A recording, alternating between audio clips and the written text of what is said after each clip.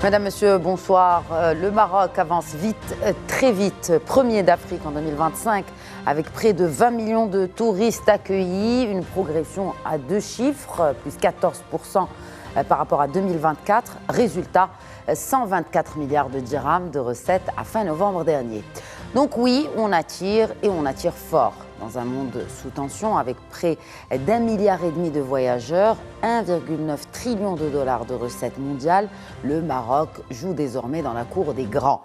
Mais il y a un angle mort, celui qu'on ne voit pas toujours dans les tableaux Excel. Et laisser repartir des gens fatigués serait quand même une erreur. Fatigués par les détails, à savoir la qualité réelle des services, l'espace public ou encore le prix des différentes prestations. Ce malaise touche bien sûr le visiteur, mais aussi le citoyen marocain. Or, 2025-2030 n'est pas une période normale. C'est la CAN, puis et surtout la Coupe du Monde 2030. Des événements qui ne trichent pas, ils montrent tout. Et c'est le cas de le dire pour l'occasion. La prochaine frontière de l'investissement touristique, ce n'est plus la capacité, c'est la compétence. Le Maroc est-il prêt donc à transformer son succès en chiffres, en une excellence vécue durable pour les territoires et mémorable pour les visiteurs? C'est là que tout se joue. Ou comment passer d'un tourisme de chiffres à un tourisme de confiance? Réponse avec nos deux experts ce soir. Bonsoir Wissal Gharbaoui. Bonsoir. Je rappelle à nos chers téléspectateurs que vous êtes spécialiste en industrie touristique. Bienvenue à vous sur ce plateau. Merci pour l'invitation. Et un plaisir renouvelé d'accueillir Hicham Alaoui Ben Saïd. Bonsoir. Bonsoir. Je rappelle aussi que vous êtes directeur et fondateur du cabinet HBA Consulting. Bienvenue à vous également sur le plateau de questions d'actu une nouvelle fois. Merci pour l'invitation. Les chiffres 2025, Hicham, sont excellents. Quel est le vrai moteur de cette performance? Effectivement, les chiffres sont excellents avec une surperformance parce que nous faisons plus 14% et en termes de nombre de visiteurs et nous faisons pas loin des plus 20% en termes de revenus, là où le marché fait plus 4%. Mais en rappelant aussi qu'il y a un effet de correction imparfait après Covid, puisque nous sommes à peine au niveau mondial, 88% des réalisations touristiques en termes de nuitées globales, si on consolide l'ensemble du globe, nous sommes à 88% de ce que faisait le monde en 2019. Ce qui signifie que nous sommes toujours à moins 12%, là où dans un contexte normatif, on aurait dû avoir de la croissance. Et il n'y a pas eu juste un phénomène de rattrapage, c'est-à-dire on a perdu 2020 et 2021 a été propice à un rattrapage, comme on a pu le voir dans notre économie par exemple, décroissance du PIB suivie d'une croissance quasi égale ou légèrement supérieure. Là, c'est un changement profond des habitudes de consommation, des habitudes de mobilité au niveau mondial. Et dans ce contexte, que le Maroc arrive à faire plus 14%, là où le monde fait plus 4%, c'est en soi un motif de satisfaction, en rappelant, parce qu'il y a le fameux débat, est-ce que la performance est corrélée aux performances des Marocains du monde ou autres? Je dirais tout simplement qu'à isopérimètre, parce que nous avons toujours compté de la même manière, il y a plus 14%. Et les plus 14%... Quelle est la polémique? Parce que pour rappel aux nos téléspectateurs qui n'auraient pas suivi. Pas forcément de polémique, mais beaucoup disaient dans les 20 millions, il y a techniquement des Marocains qui ont un passeport vert et qui ont d'autres passeports. Est-ce qu'on peut les compter comme des touristes? Pour vous, non. Évidemment qu'il faut les compter, parce qu'on compte le pour tourisme. Vous, si, il faut les considérer comme des touristes aussi. C'est juste pour ne pas éluder une polémique qu'on peut voir certains esprits chagrins. Oui, effectivement, de la même manière que les touristes locaux, domestiques, ceux qui Mais est-ce est-ce qu'il ne faudrait pas peut-être aussi le préciser dans les chiffres? Préciser qu'on a eu tant de MRE et tant de touristes. Pour avoir peut-être une vision un peu plus claire de la nature des touristes, des visiteurs du Maroc. Pour moi, c'est presque un détail parce que, encore une fois, à isopérimètre, si on a toujours compté de la même manière, si on fait plus 14%, le chiffre a un sens. Si on fait moins 7%, le chiffre aurait un sens. Si on fait la même chose que ce que fait le monde, c'est-à-dire plus 4%, le chiffre aurait une autre signification. Pour moi, il ne sert pas à grand-chose de préciser, parce qu'on est tous marocains, qu'on soit né ici ou ailleurs, qu'on soit de 4e génération à l'étranger ou tout justement exporté ou expatrié à partir du Maroc pour aller vivre en France ou en Italie depuis 3 ans. Je pense que ça ne fait pas de différence. Moi, le gros motif de satisfaction que je retiens, c'est que le monde fait plus 4%, nous faisons plus 14%.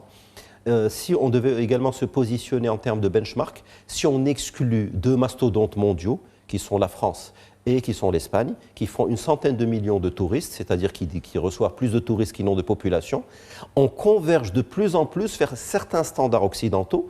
Je rappellerai juste que le Royaume-Uni, qui fait quelque chose comme 70 millions d'habitants, accueille à peu près 45 millions de touristes. Donc en termes de ratio, le Maroc, tend vers ce type de standard, c'est-à-dire excluant la France, Tour Eiffel, Louvre, Campagne, etc., et l'Espagne, Sagrada Familia, Madrid, l'Andalousie et tout le reste.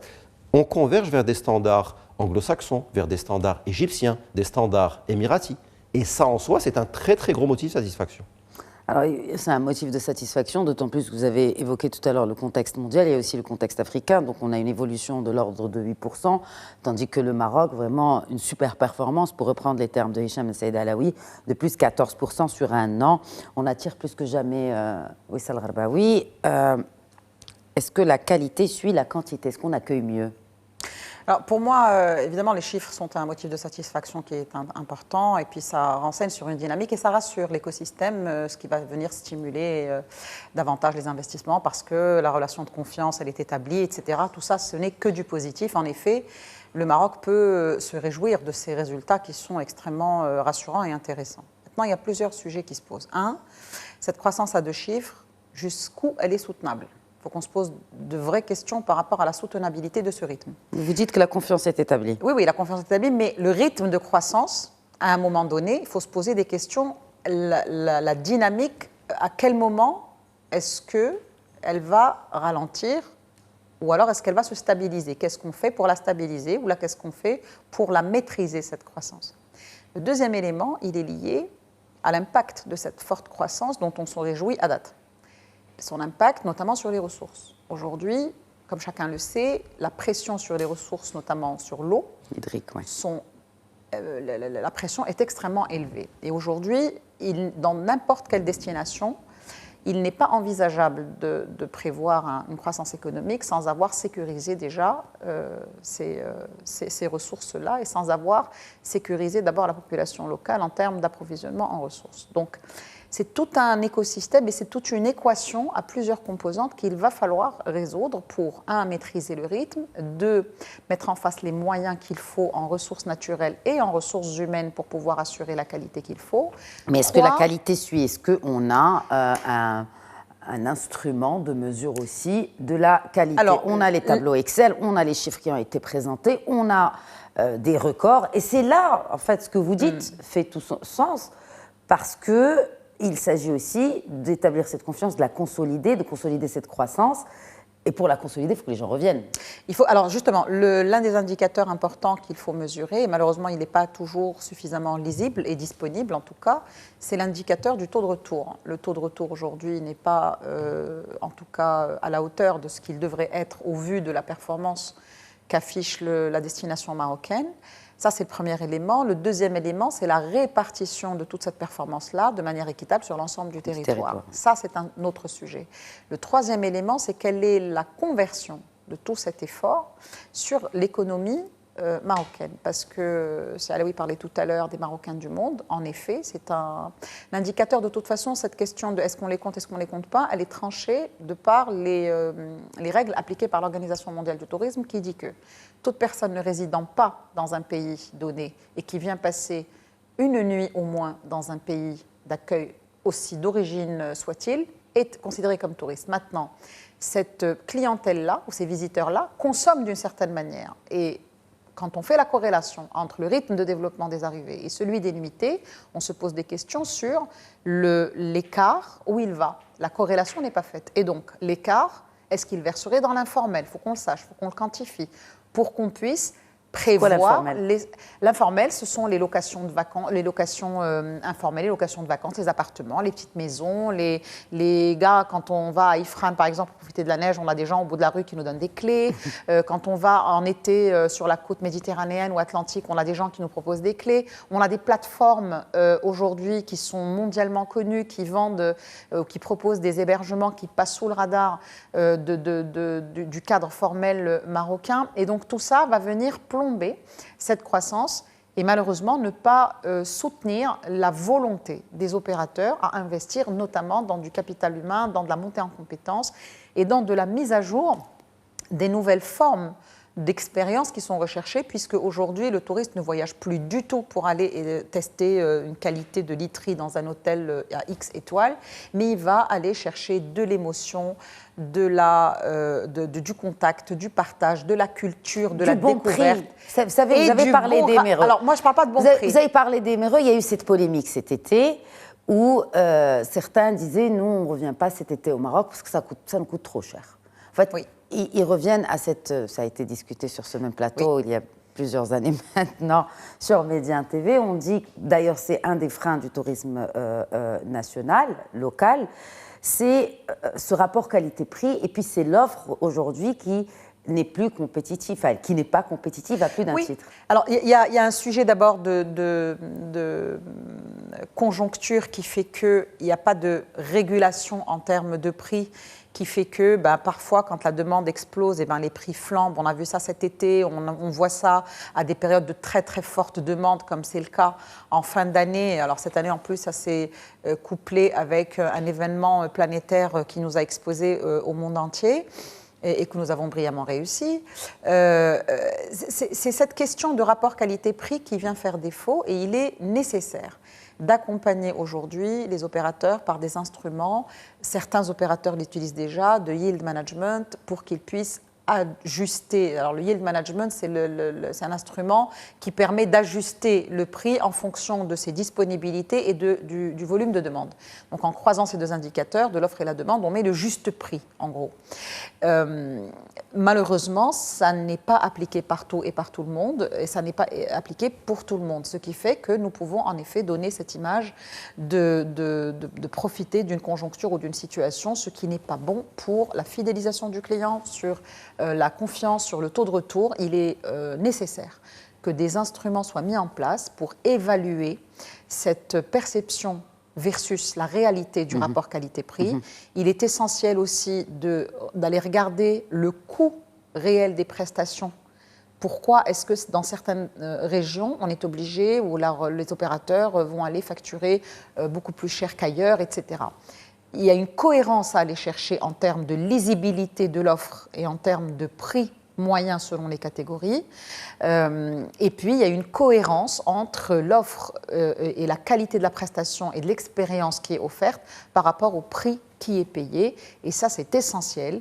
Quand vous prenez, par exemple, je reviens sur ce qui a été dit tout à l'heure par rapport au volume que nous enregistrons, prenez une ville comme Barcelone, que beaucoup d'entre nous connaissent. C'est une ville qui a accueilli cette année pas loin des 20 millions de visiteurs. C'est une ville en Espagne qui a une offre touristique urbaine, plus urbaine / balnéaire, mais qui est plus urbaine que balnéaire, plus fortement culturelle aussi, qui accueille aujourd'hui 20 millions de touristes. Alors, pourquoi j'ai parlé tout à l'heure de soutenabilité du rythme de croissance ? Parce que certaines destinations sont aujourd'hui en train de freiner des cas de fer pour pouvoir maîtriser leur croissance, pour éviter de tomber dans le surtourisme. Parce qu'à la fin de l'histoire, si vous développez une économie qui n'est pas profitable à la population locale ou qui n'est pas suffisamment créatrice de valeur à la population locale et qui n'est pas suffisamment créatrice de revenus, d'emplois, etc., il y a l'effet inverse qui risque de se produire. Et c'est pour ça qu'il est important de parler de soutenabilité du rythme de croissance, de pérennité des visions et des investissements pour rester dans une trajectoire maîtrisée, lisible, que les pouvoirs publics comme les opérateurs privés peuvent accompagner de manière totalement assumée et puis anticiper aussi de manière suffisante les tendances et les changements et les conjonctures. Alors s'il y a quelque chose à anticiper, on le sait déjà, c'est que le Maroc, vous l'avez dit, a brillamment accueilli un événement continental avec un rayonnement international, ne serait-ce que avoir la couverture qui a été exceptionnellement faite pour cet événement, pour la CAN qui a donc été organisée au Maroc. Et on a aussi cette Coupe du Monde, Hicham Ben Saïd Alaoui. Comment faire de ces deux événements qui sont au final une vitrine, mais ne pas se contenter que ce soit une vitrine pour le Maroc, mais que ce soit un accélérateur de la durabilité, de la croissance du secteur touristique qui représente un peu plus de 5% aujourd'hui de notre PIB. On voudrait peut-être augmenter ce quota dans notre PIB, mais aussi, surtout, les emplois. Je répondrai sur plusieurs plans. Le premier plan, c'est que j'aimerais bien revenir au rapport de la Banque mondiale de Business Ready, qui pour moi me semble pertinent pour analyser le cas du tourisme, comme d'autres secteurs, c'est-à-dire celui qui nous a placé ce rapport dans le second quintile en termes de réglementation, dans le second quintile en termes de services publics et dans le quatrième quintile, c'est-à-dire dans les 20%, moins 20 à 40% les moins bons, en termes d'efficience opérationnelle. Que dit ce classement en substance? Il dit que le cadre réglementaire, la loi au Maroc vous protège. Il dit que vous avez de très bonnes infrastructures et il dit qu'on doit s'améliorer sur l'efficience opérationnelle. Pour moi, c'est parfaitement duplicable au secteur du tourisme. C'est-à-dire, si je suis touriste italien, français, anglais, émirati, saoudien, je viens au Maroc, il y a un cadre de loi qui me protège. On ne peut pas m'agresser au bout de la rue. Il y a un policier qui va me protéger. Si je suis malade, de plus en plus, je peux aller dans des établissements de très grande qualité. Si j'ai un engagement contractuel avec quelqu'un qui m'a loué un appartement ou un hôtel, mes droits sont préservés. Beaucoup plus proches de standards occidentaux que de standards d'autres pays.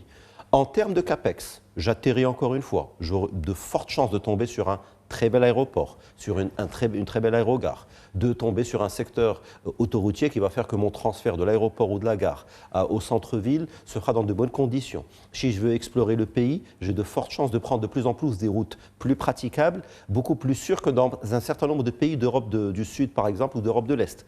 Donc de ce point de vue-là, sur ces deux dynamiques qui ne sont pas acquises, sur lesquelles nous avons progressé, il y a un motif de satisfaction, un milestone à relever. Maintenant, passons à l'efficience opérationnelle et comment capitaliser sur Cannes Coupe du Monde. D'un côté... Vous avez parlé que de l'infra. Justement. C'est voulu. Je me suis arrêté à ce qui fonctionne pour moi très très bien. Les images qu'on a renvoyées en Mondovision de la Cannes sont exceptionnelles. Très beau stade, les vues aériennes montraient de très belles routes, de très belles maisons. Et ce n'est pas une vue de l'esprit, c'est une réalité. Et... a fortiori, dans 6 villes et dans une dizaine de stades. Déjà, premier constat positif, c'est que dans la tête de beaucoup de gens, et je dirais même de certains Marocains, issus d'ici ou issus de la diaspora, le Maroc touristiquement n'est pas Marrakech uniquement. C'est une très très belle ville, il y a un air particulier, on aime tous le Koutoubia, mais ce n'est pas que ça. Le Maghreb, c'est aussi Tanger. Très très belle ville pour ceux qui y vont de temps en temps. C'est aussi Rabat, ville exceptionnellement belle. C'est Casa, pôle économique, poumon industriel du pays. C'est aussi l'Aïon. On a fait une émission spéciale à partir de là-bas. C'est l'oriental, c'est le sud. Donc déjà, on est en train de laver cette image de destination, certes destination phare, mais il n'y a pas que Marrakech. Agadir, très très belle ville aussi. Donc déjà, on a gagné en notoriété, c'est un gros accélérateur. Pour être un peu plus original, allons vers d'autres destinations. Ça, on l'a gagné au niveau mondial et au niveau africain. Deuxième sujet qu'on a gagné, c'est, j'aurais pu commencer par là, tout simplement un positionnement. Pour beaucoup de pays, notamment occidentaux, ils avaient le concept de l'Afrique ou du Maghreb. Là, le Maroc est très spécifique en termes de liberté, en termes d'infrastructure, en termes de momentum, en termes de développement. Et ça a permis de fixer des choses.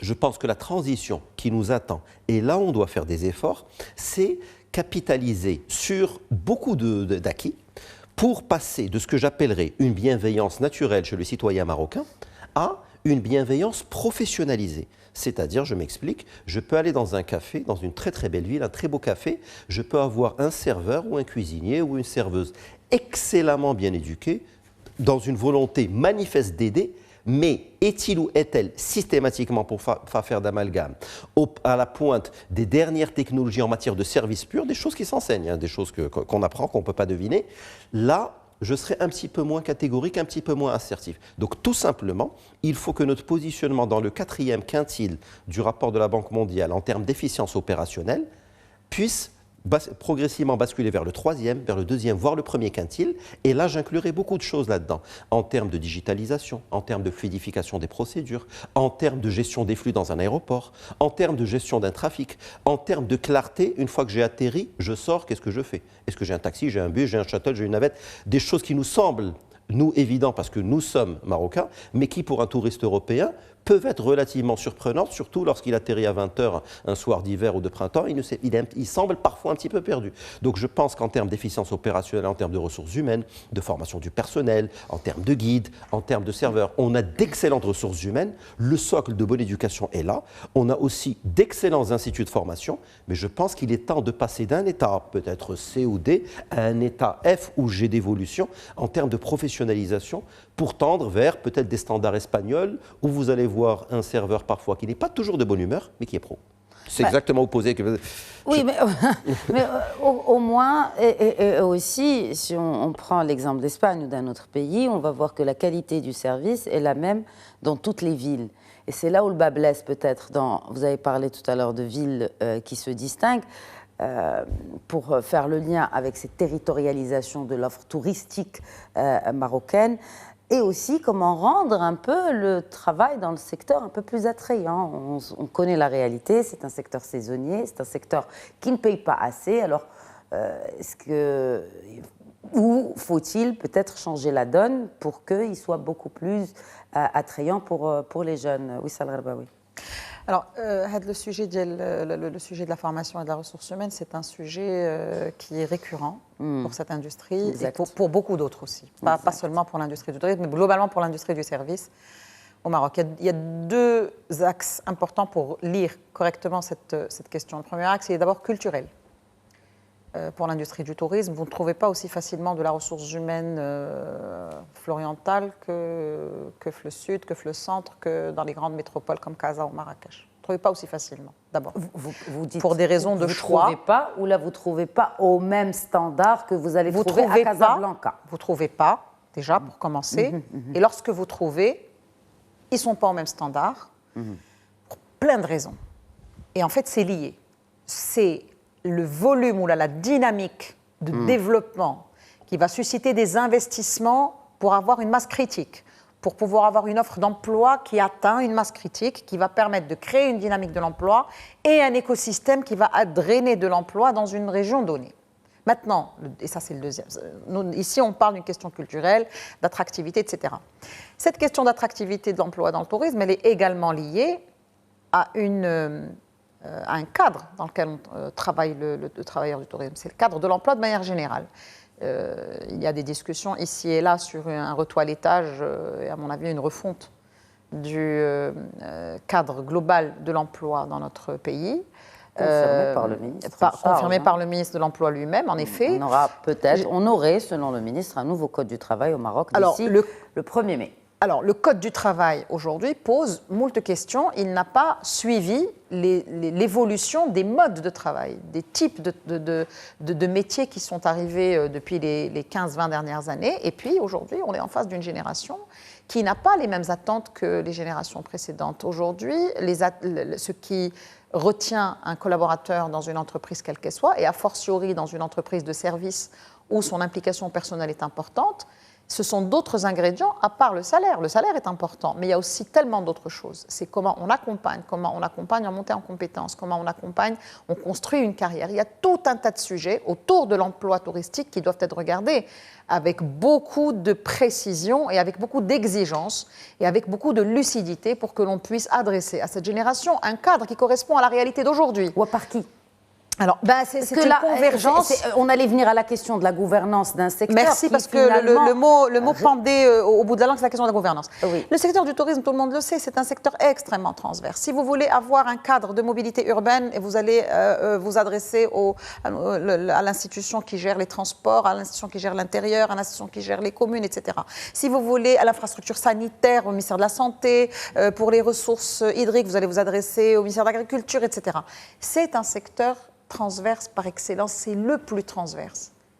Mais aujourd'hui, il faut un cadre pour agréger tout ce beau monde et d'abord aligner tous les décideurs sur une vision commune. C'est-à-dire au moins sur une vision acceptable pour tout le monde. Parce qu'on le voit souvent, on voit qu'il y a des mémorandums, des MOU, des cadres de collaboration. Oui, mais la feuille de route 23-26 prévoyait, moi ce que j'observe, c'est que la différents départements. Voilà, je finis. Oui, pardon. La feuille de route 23-26, ce que j'observe, c'est qu'à l'époque, elle prévoyait aussi un cadre de suivi et de pilotage qui ne s'est jamais réuni.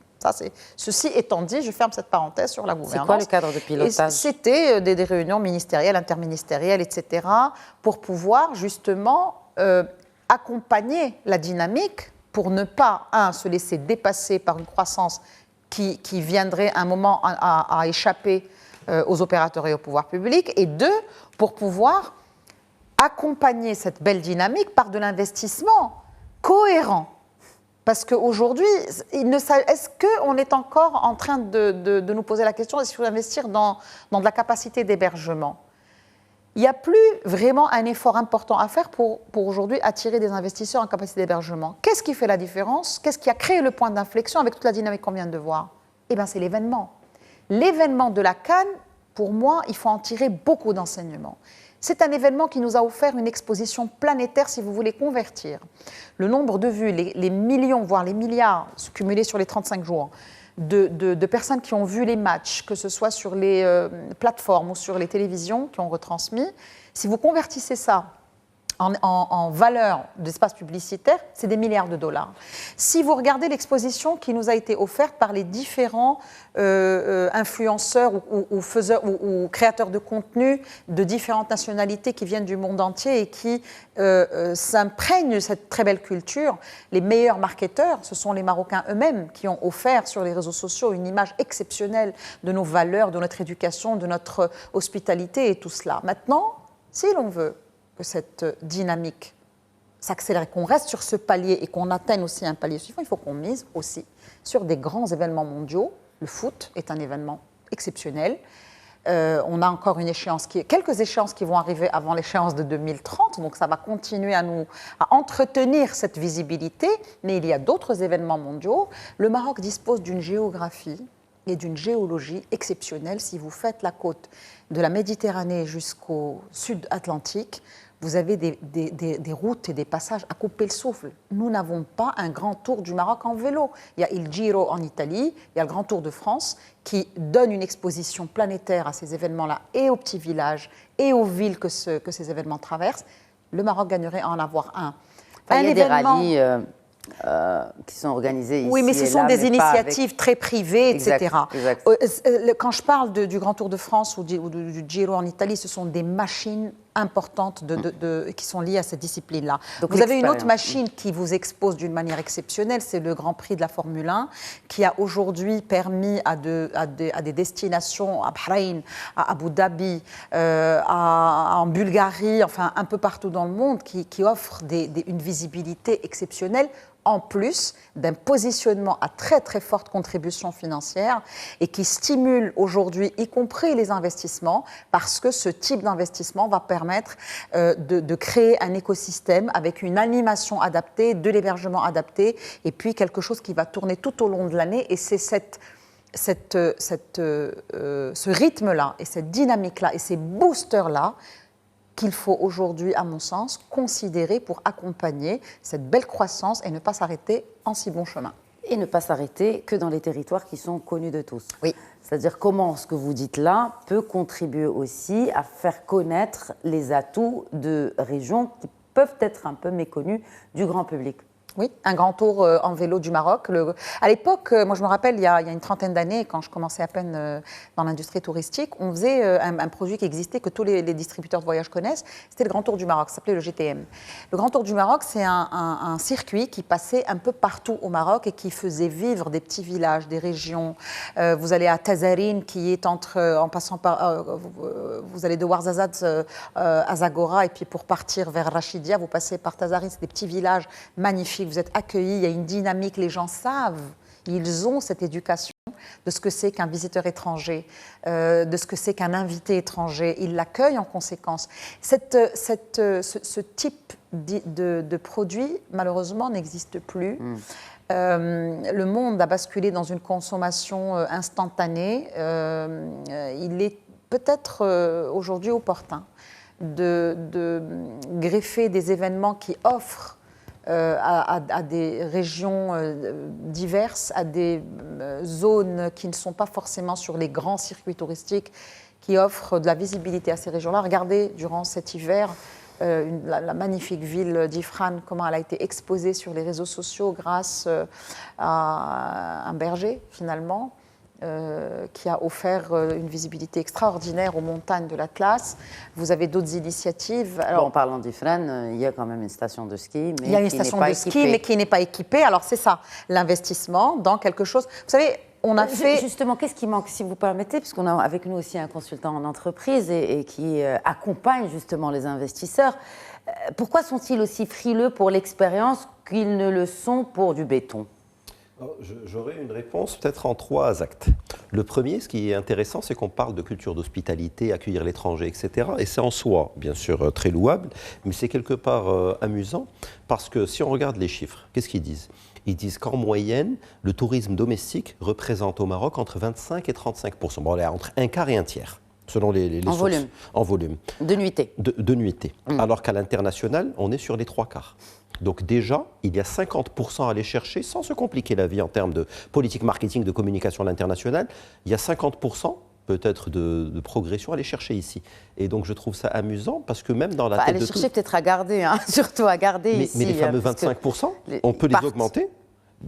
Soit ils partent, soit ils voyagent moins, soit ils voyagent dans des circuits un petit peu moins tracés par les sources publiques ou les sources disponibles. Mais toujours est-il que, d'abord, je pense qu'il y a un levier, une poche de développement qui fait que le Maroc peut être très attractif pour un touriste venu de plusieurs milliers de kilomètres et peut-être être perçu comme étant moins attractif par quelqu'un qui est à quelques dizaines de kilomètres. Et ça, c'est en soi une réflexion philosophique que je pense il convient d'approfondir et de filer parce qu'il y a tout simplement des vraies opportunités pour que le touriste ne soit pas perçu que comme le touriste étranger, mais c'est aussi le touriste domestique. Donc première poche, aller chercher de l'investissement, et ça répond aussi à la question à mon sens, pour faire vivre, pour pérenniser un investissement, il faut du flux, il faut de la récurrence. La récurrence la plus évidente, la plus simple, c'est une récurrence qui est dans la proximité, beaucoup plus que dans l'éloignement. Tout en, bien entendu, en maintenant ce qui fait la force de notre pays, en termes d'attractivité, en termes de capacité à communiquer de manière impactante sur les nouveaux moyens de communication comme les réseaux digitaux, en consolidant ce qui fait notre force et en améliorant ce qu'on doit améliorer.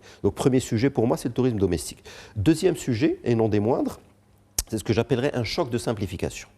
En termes de notoriété spontanée, les marketeurs adorent ça. Si je vous dis tourisme en France, vous allez me dire Louvre, Sacré-Cœur, la grande église qui a Notre-Dame, vous allez me dire la Tour Eiffel, vous allez me dire Provençal-Côte d'Azur, la Canebière à Marseille, vous allez me dire les châteaux de la Loire. Un positionnement clair. Dit tourisme en Espagne, vous allez me dire Barcelone, l'exemple a été cité, soit une station de sport un peu extrême ou un parc d'attractions pas très loin, dans la petite ville de Salou, à 80 km après de Barcelone. Vous voulez la vie festive, je ne vous fais pas un dessin, Barcelone est une capitale mondiale. Vous voulez un peu de culture, il y a la Sagrada Familia, les jardins de Gaudi. Vous voulez du sport, il y a le Puerto qui accueille les JO de 92. En gros, vous avez à peu près tout. Et c'est une ville en plus cosmopolite, on peut se loger comme un étudiant, comme on peut se loger comme un millionnaire en euros. C'est une ville où l'offre est totalement intégrée. Petite cerise sur le gâteau, il y a aussi un Grand Prix de Catalogne à côté de Barcelone, et donc toute l'offre est intégrée. Et si vous voulez ce type de tourisme, vous avez peut-être la Catalogne, un autre type de tourisme, vous avez l'Andalousie. Et dans l'Andalousie, vous voulez la plage, un peu de farniente, il y a Malaga, Torremolinos, Benalmádena, etc. Vous voulez un peu plus de culture, il y a Granada, il y a Séville, l'héritage maroco-andalou. Et donc, c'est beaucoup plus, en termes de notoriété spontanée, c'est simple pour moi, dans la tête d'un touriste étranger, de dire voilà ce que à peu près je vais trouver en Espagne, ce que je vais trouver en France. Je pense qu'on gagnerait à communiquer sur un catalogue simple. Qu'est-ce que le Maroc? C'est quoi la marque Maroc, justement? Qu'est-ce qui fait aujourd'hui la marque Maroc? Parce qu'on parle d'une vitrine. La marque Maroc, c'est pas que la canne, c'est pas que les infrastructures. Qu'est-ce que la marque Maroc? Je pense qu'on a les défauts de nos qualités. C'est-à-dire, il y a une telle diversité, ça a été très bien dit, qu'on a parfois du mal à nous mettre dans une case. Parce que le Maroc, c'est quoi? Est-ce que c'est une façade atlantique? Oui. Façade méditerranéenne? Oui. Des plaines? Oui. Du sable? Oui. Sahara? Oui. Vous voulez de la montagne? Oui, aussi. Vous voulez de l'eau de rose? Oui. Vous voulez des villes enclavées? Oui. Il y a de tout. Et je pense qu'on se perd dans cette offre. Alors que, pour un touriste, lui dire, voilà tout le Maroc. J'ai vu, par exemple, à l'occasion de la Cannes sur une chaîne qatari, une campagne de publicité que j'avais trouvée très impactante, où on me dit qu'est-ce que le tourisme au Qatar?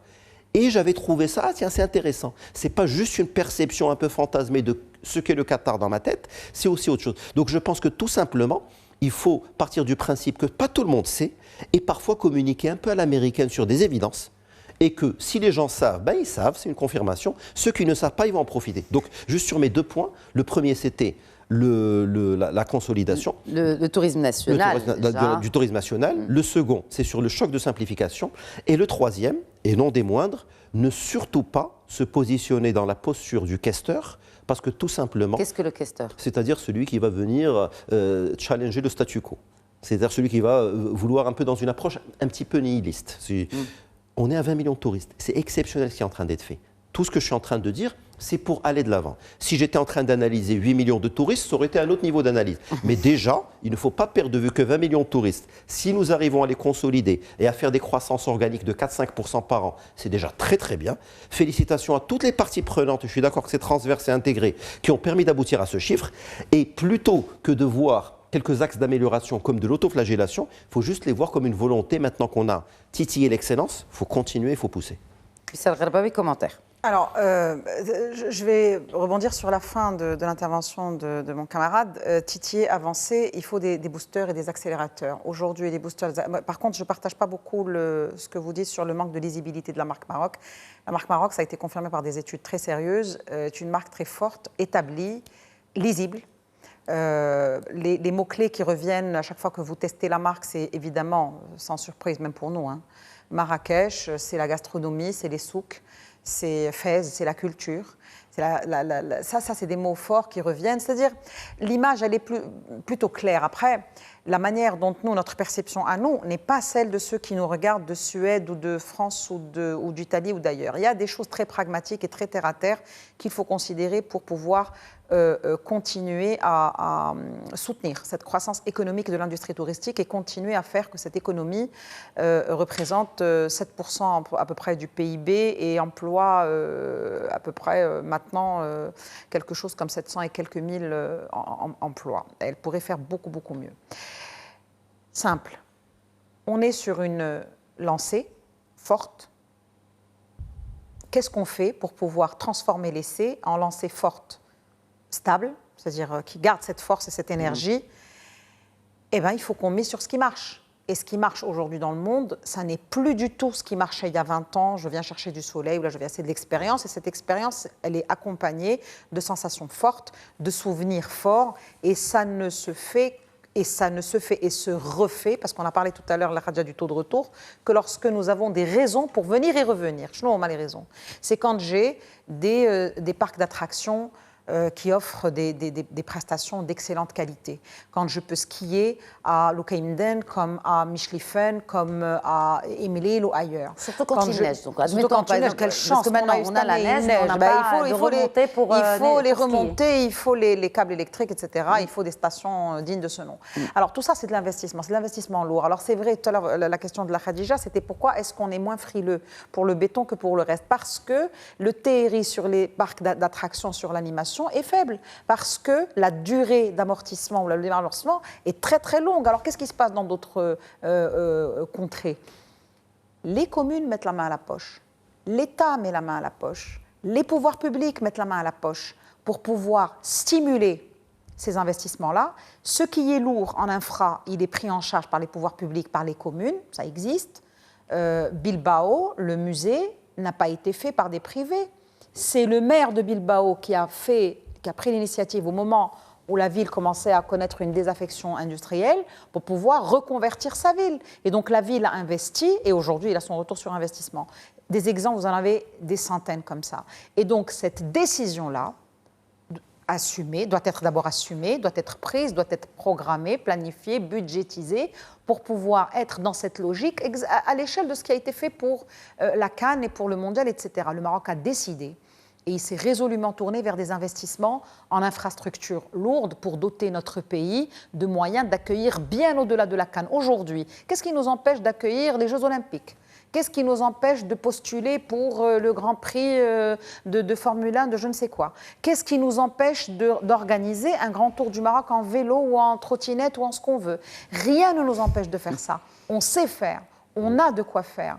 Nous avons la visibilité qu'il faut. Nous savons nous organiser en conséquence. C'est le momentum maintenant de passer à un nouveau palier pour que l'on recule plus jamais. C'est-à-dire, à un moment donné, quand vous atteignez un palier... C'est quoi le nouveau palier? C'est-à-dire que... Ce nouveau palier des 20 millions, on a mis du temps à l'atteindre. On a mis du temps. Si nous ne mettons Alors pas... que c'était un objectif déjà il y a dans déjà le plan, quelques temps. Si nous ne mettons pas aujourd'hui les ingrédients qui vont nous permettre de passer maintenant de ce 20 millions, puis à 30, et de 30 à 40, je rappelle que la France en accueille 100 millions, l'Espagne en face accueille à peu près 90 ou 92 cette année, on n'est pas très très loin. ce n'est pas tant une question de volume, c'est une question de rythme, de maintien, de création de valeur et de répartition des revenus de cette industrie qui est formidable. Elle emploie 10% de la main-d'œuvre planétaire, cette industrie, à l'échelle mondiale. Ce n'est pas rien. C'est un enjeu. Là, pour que ça devienne le cas, il faut qu'on mette tout ce qui va avec, et ce sont les infrastructures d'animation qui vont changer la donne. On fait, j'ai eu l'occasion de le dire dans un autre espace, on fait des stades de classe mondiale, on est capable de faire des centres de conférences et d'expositions de classe mondiale. On fait des stades et des hôpitaux et des infrastructures pour nous de classe mondiale qui font toute la fierté des Marocains. On est capable aussi de faire des parcs d'attractions et d'attirer aujourd'hui des opérateurs dont le métier et de faire tourner ces parcs d'attractions, de les faire vivre et de les rendre rentables. La ville, la commune, les pouvoirs publics, selon un schéma à trouver, peut soutenir ces investissements. Parce que là, dans ce cas, chacun son rôle. L'infrastructure, elle est portée par les pouvoirs publics parce que c'est de l'investissement à long terme. L'opérationnalisation et le fonctionnement, lui, il est porté par les opérateurs qui savent faire, qui ont les moyens de distribuer. C'est à ce prix-là que nous réussirons à capitaliser sur ce qui a été fait ces dernières années, sur cette formidable avancée que nous offrent ces expositions planétaires grâce aux exploits sportifs et sur ce qui va arriver aussi en termes d'échéances mondiales de foot et autres. Voilà.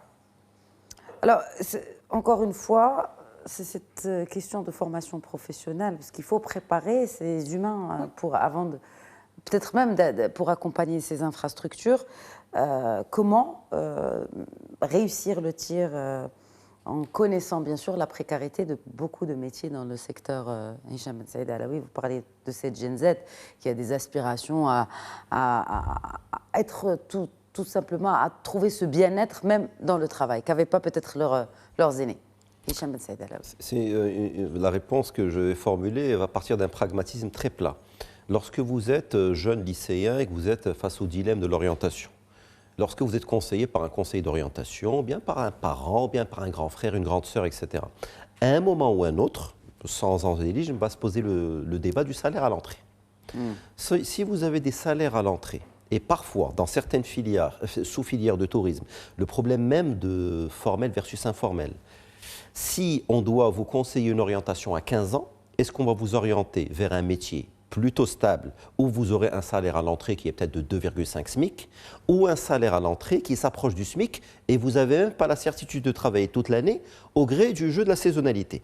Donc tout d'abord, je pense qu'il faut trouver un mécanisme étatique pour que les salaires de ce secteur soient d'une part à la hauteur de la valeur ajoutée en termes économiques sur le PIB de ces secteurs et également en termes de rôle immatériel de ces secteurs. Parce que lorsque vous êtes touriste et que vous passez 3 nuits par exemple à Casablanca et que vous croisez une femme de chambre, un maître d'hôtel, etc. tous les jours, ils sont à leur niveau ambassadeurs du pays. Parce qu'ils vont rentrer chez eux, ils vont dire le sourire, la bienveillance des gens le matin et ça en termes de rejaillissement immatériel sur le pays, ça a un prix.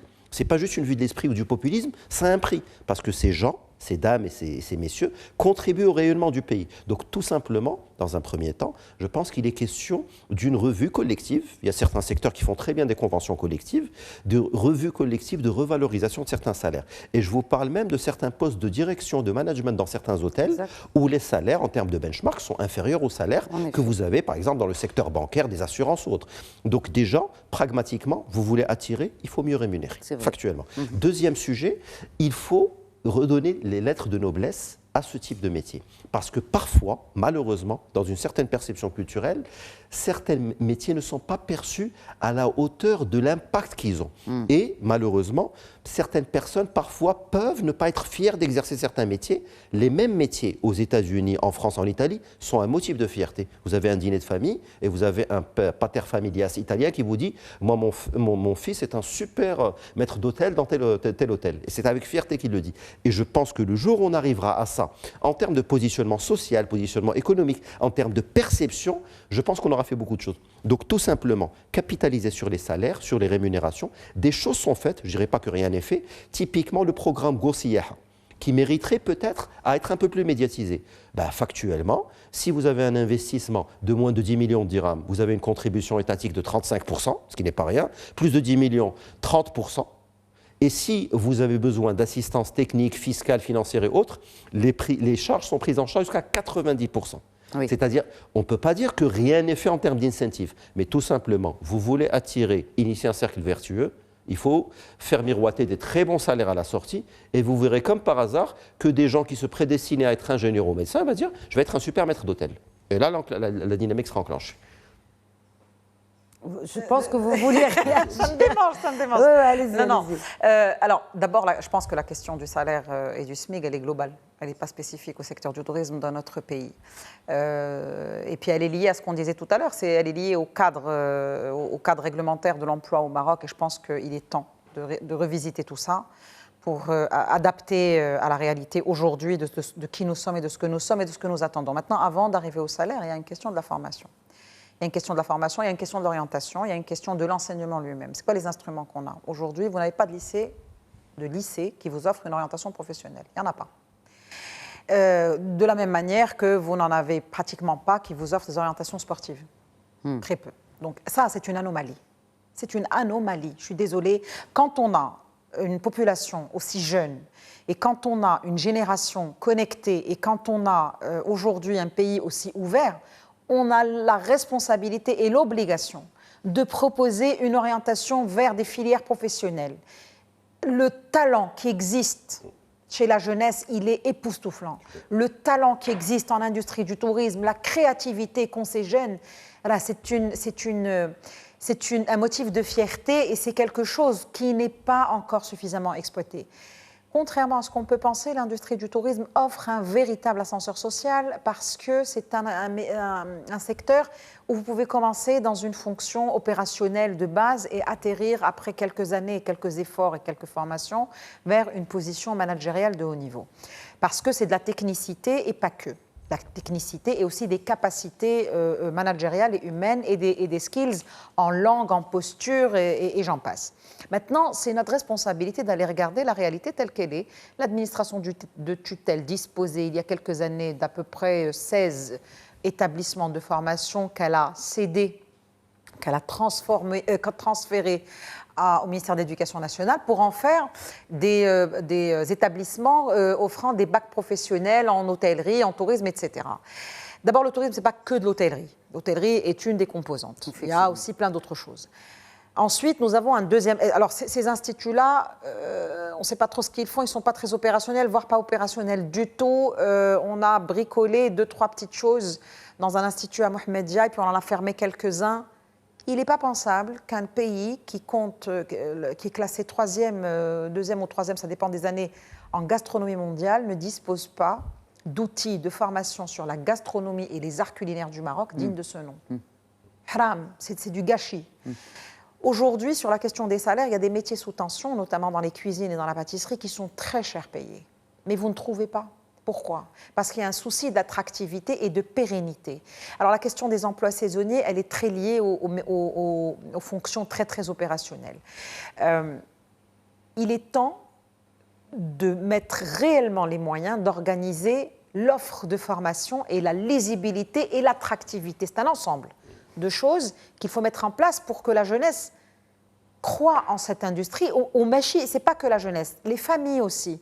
Quand vous avez 18 ans, que vous prenez votre bac, vous avez envie de choisir une filière tourisme, vos parents ils vous regardent de travers en disant « est-ce que tu as tout raté pour aller là-dedans ?» Pourquoi? C'est dommage, parce que la conscience que cette industrie est un véritable vecteur de gestion de carrière qui est formidable, qui peut vous ouvrir tellement plus de portes. Quand il y a eu le Covid, le Qatar, les Émirats, la France, l'Espagne, l'Italie sont venus faire leur shopping de ressources humaines au Maroc. Parce qu'il y a cette qualité humaine qui fait que nous avons une bonne base pour avoir d'excellents collaborateurs. Il existe d'excellents collaborateurs, des jeunes femmes et des jeunes hommes qui vraiment s'investissent personnellement dans ce métier pour en donner la meilleure image. Maintenant, il faut que ça ne soit plus dans un contexte d'hospitalité, de gentillesse. Il faut que ça se professionnalise avec des formations adaptées. Vous avez l'instrument de l'OFPPT qui forme aujourd'hui des dizaines de milliers de jeunes chaque année avec une approche qui est très orientée volume et qu'il va falloir peut-être revisiter pour adapter l'offre de formation aux besoins réels du marché Et ensuite, et surtout, pour pouvoir doter le marché de la formation en hôtellerie et en tourisme de formateurs qualifiés, à jour, et de moyens aussi pour former. Vous ne pouvez pas former au métier de la cuisine sans avoir un espace et un plateau technique qui est digne de ce nom. Pareil pour les métiers de l'audiovisuel, pareil pour les métiers de la chirurgie, pareil pour tous les métiers. Vous ne pouvez pas former des gens à des métiers comme ça si vous n'avez pas les plateaux techniques qui vont avec et qui sont de qualité. Il nous reste 2 minutes. Si vous deviez changer une seule chose dès cet été, ce serait laquelle? Moi, j'investirais beaucoup dans l'avenir et donc dans la formation et dans l'accompagnement des jeunes pour vraiment croire en ce secteur et y aller, mais il faut y aller à fond. Et donc, c'est toute une approche globale et intégrée de l'emploi dans le tourisme qu'il faut reconsidérer pour d'abord réduire la précarité pour certains emplois et pour donner davantage de confiance à cette jeunesse marocaine que ce secteur est un secteur réellement d'avenir.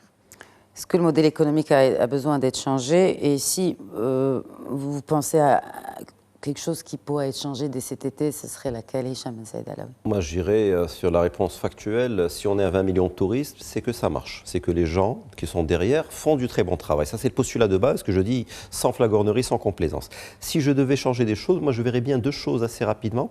La première, c'est décliner la marque Maroc, qui effectivement est bien établie, mais ce que j'appellerais en plusieurs plus petites marques. J'expliquerai via des capsules digitales des choses qui parlent ce qu'est Khalaïsm Gouna, j'expliquerai un peu mieux peut-être ce qu'est Ourzazat, ce qu'est Tchoubkal, ce qu'est Fès, ce qu'est le circuit des villes impériales, le circuit des villes côtières. Peut-être que je ferai un peu plus de différenciation pour drainer plus de monde. Et le deuxième sujet qui me tient à cœur, c'est le tourisme local. Peut-être que je ferai des choses parce que quand j'entends parler par exemple de certains prix à la location au nord du Maroc en juillet-août, je suis très surpris. Et je pense qu'il y a des choses à aller, y compris réguler de ce côté-là. Parce que est-ce que c'est normal qu'un citoyen marocain paye une nuitée pas loin d'un SMIC? Je ne généralise pas. Mais je pense qu'il y a des choses à aller réguler de ce côté-là. C'est pour des nuitées dans des hôtels. C'est une question d'offre et de demande et c'est très ponctuel. Ce n'est pas une raison. Il y a eu beaucoup de propositions ont été faites, notamment de couper, régionaliser les vacances en milieu d'année pour baisser la pression sur la demande. Ça n'a pas changé, ça n'a rien changé. Mais ça n'a pas été fait en fait. Oui. De créer une épargne tourisme comme les chèques vacances, mais en fait faire des chèques tourisme avec une contribution de l'employeur défiscalisée. Il y a des instruments. Il faut peut-être réguler plus fermement les prix et l'offre informelle. Et surtout réguler l'offre informelle. Il faut lutter contre l'informel, ça c'est certain. Maintenant, réguler les prix, c'est plus compliqué. Par contre, il faut créer des instruments qui vont permettre à la demande. Non, réguler les prix des hôteliers. Là, c'est si c'est la même catégorie. On est dans une économie. Khadija, vous ne pouvez pas dire à un hôtelier de vendre à 500 au lieu de 700 ou à 7000 au lieu de 8000. Par contre, on peut avoir aujourd'hui posé un certain nombre de choses qui vont permettre à l'offre et à la demande d'être dans un équilibre relatif qui va éviter les pressions. Qu'est-ce qui fait que les prix explosent? C'est la pression sur la demande. Si on met en place ce qu'il faut, et il y a beaucoup de propositions qui ont été faites, maintenant il faut que ça suive, il faut transformer l'essai du stade de la réflexion et de la wishlist au stade de l'exécution et mode opératoire. Merci beaucoup. On rappelle donc que le Maroc a été classé donc premier grâce à ces chiffres, premier en Afrique. Grâce à ce nouveau record de notre secteur touristique, on frôle les 20 millions de touristes qui ont visité le royaume en 2025 avec cette progression à 2 chiffres, plus 14%.